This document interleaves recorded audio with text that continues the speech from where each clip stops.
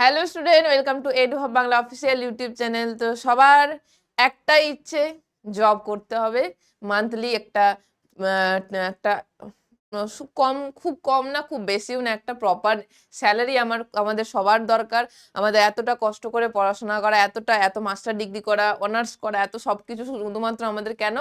শুধুমাত্র একটাই কারণ, আমাদের একটাই মোটিভ, যে আমাদের একটা জব পেতে হবে। সরকার প্রাইভেট জব নয়, ম্যাক্সিমাম সবার আগে সবার ফার্স্ট চয়েস কিন্তু গভর্নমেন্ট জব। তো গভর্নমেন্ট জবেরই একটা নতুন নোটিফিকেশন নিয়ে কিন্তু আমি তোমাদের চলে এসেছি, যেটা সম্পর্কে কিন্তু আমাদের 90% স্টুডেন্ট, 90% মানুষই কিন্তু এটার সম্পর্কে জানে না। মাত্র 10% থেকে 5% মানুষ এটার মধ্যে জেনে থাকে, এই সম্পর্কে জেনে থাকে।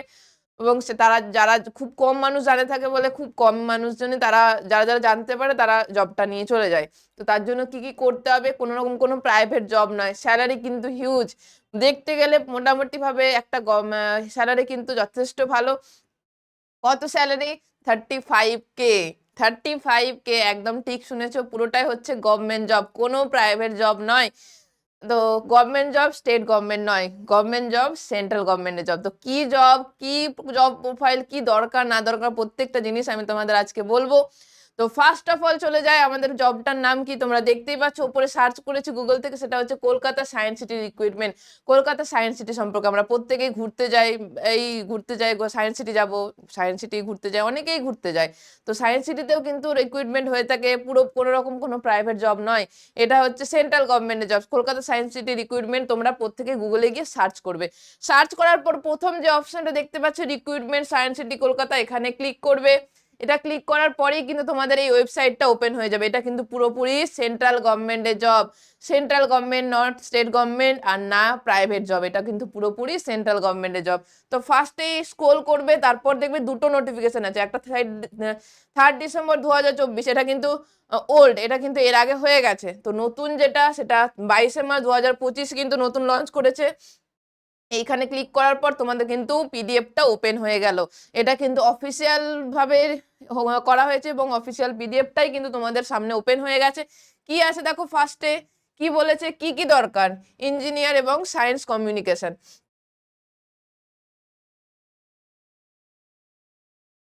তো ফার্স্টেই বলে দিই কি কি লাগবে, কি কি দরকার সায়েন্স সিটি এইটার জবটার জন্য, কি কি দরকার সেটা আমাদের জানতে হবে। কতটা কি করতে হবে, কতটা পড়ার দরকার আমাদের, সেটাও তো জানতে হবে, তাই না?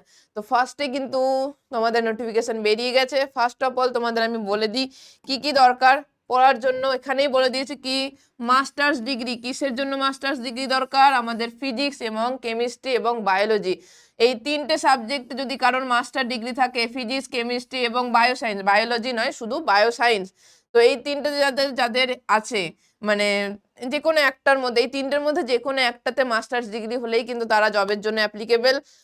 স্যালারি আমি বাসটাই বললাম, পার মান্থ 35K, স্টার্টিং এই 35K salary, not a bad. তাই জন্য তার মধ্যে আবার এটা গভর্নমেন্ট জব। আর কি, এই তো এখানে আবার বলে দিয়েছে সেটাই। আর একটা কি, কারা কারা করতে পারবে, সেটা হচ্ছে যাদের ইয়ে হয়েছিল শুধুমাত্র 2022-এর পর, 2022 থেকে 2025-এর মধ্যে যাদের কিন্তু মাস্টার ডিগ্রি করা হয়েছে, তারা কিন্তু এই জবের জন্য অ্যাপ্লিকেবল। আর কি কি আছে, কিভাবে তোমরা অ্যাপ্লাই করবে, কিভাবে অ্যাপ্লাই করবে, এখানে দেখো ফার্স্টেই দিয়ে দিয়েছে কি,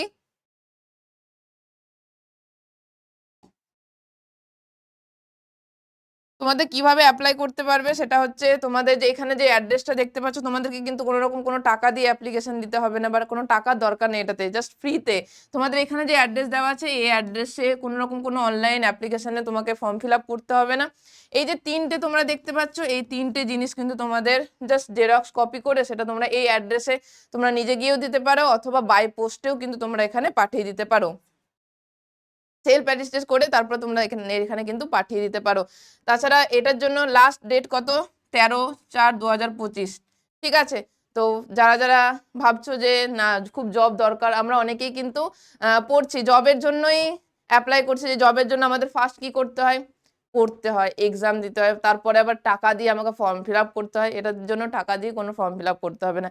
আর কি কি আছে দেখো, তোমরা এটার জন্য কি কি পরীক্ষা হবে।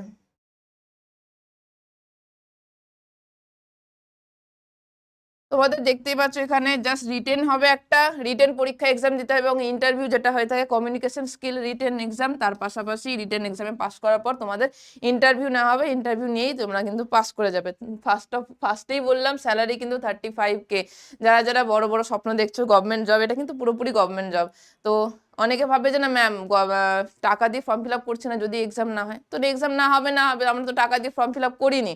আর যদি হয়ে যায় তাহলে তো কেল্লা ফতে 35,000 যদি হয়ে যায় তাহলে 35,000 প্রতিদিন স্যালারি মাসে চলে আসছে, একটা হিউজ অ্যামাউন্ট স্যালারি। তার পাশাপাশি তোমরা এখানে কিন্তু খুব একটা কাজের চাপ সেটা হবে না। তোমরা কিন্তু এর পাশাপাশি এখানে তোমরা যদি ভাবো অন্য হায়ার লেভেলের স্টাডির জন্য তোমরা পড়তে চাও, সেখানে কিন্তু এটাও পড়তে পারবে। কাজের পাশাপাশি অনেকে চাই পড়তে, তো সেখানে পড়ে তোমরা বাকি এক্সামের জন্য প্রিপারেশন নিতে পারো। তো এই এক্সামটা বারবার বললাম, এটা সম্পর্কে কিন্তু আমরা 90% স্টুডেন্ট বা মানুষজন আমরা কিন্তু জানতেই পাই না, খোঁজই পাই না।